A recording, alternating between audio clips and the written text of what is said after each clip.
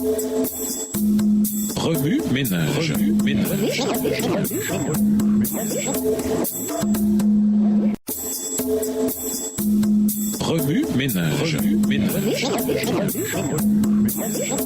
Bienvenue dans votre émission. Remue ménage. Nous voilà à la leçon de dimanche, intérioriser, à prendre au sérieux. Les cantiques nous aident à nous souvenir de la parole de Dieu et à y réfléchir. Ils contribuent aussi au changement de notre cœur. Lorsque Moïse finit de prononcer les paroles du cantique au peuple, il déclara « Prenez au sérieux les commandements que je vous ai donnés aujourd'hui. Transmettez-les à vos descendants pour qu'ils veillent à mettre en pratique tout ce qu'exige la loi de Dieu. » Deutéronome 36, verset 46. Il se référait évidemment à l'ensemble de la Torah. Cependant, il est significatif que cette déclaration suive immédiatement le cantique. Prendre quelque chose au sérieux implique la réflexion, l'intentionnalité et la répétition. Les Israélites ne devaient pas se contenter d'écouter et de passer à autre chose. Ils devaient examiner, analyser et méditer la façon dont les paroles de la Torah, et en particulier ce cantique, les affectaient personnellement. Ils devaient prononcer et chanter intentionnellement les paroles de la Torah. Ils devaient aussi les transmettre à leurs enfants et réfléchir comment et avec qui ils pouvaient les partager. La version biblique, Louis II,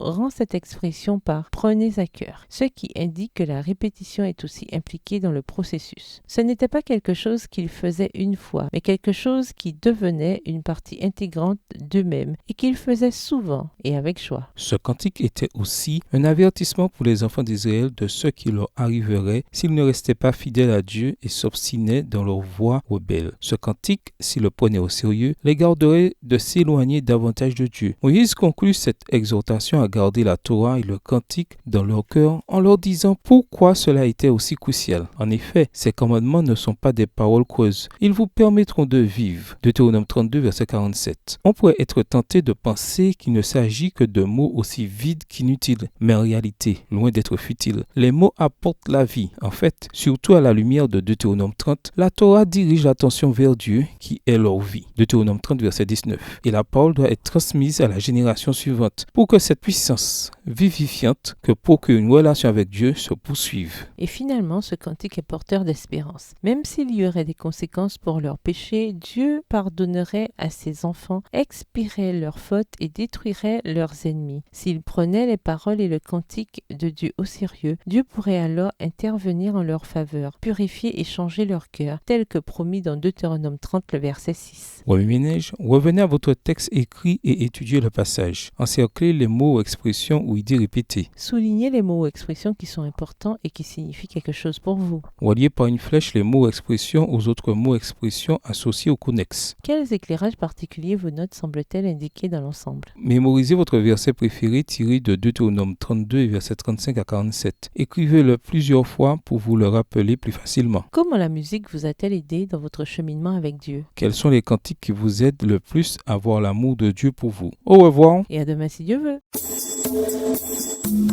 Remue ménage.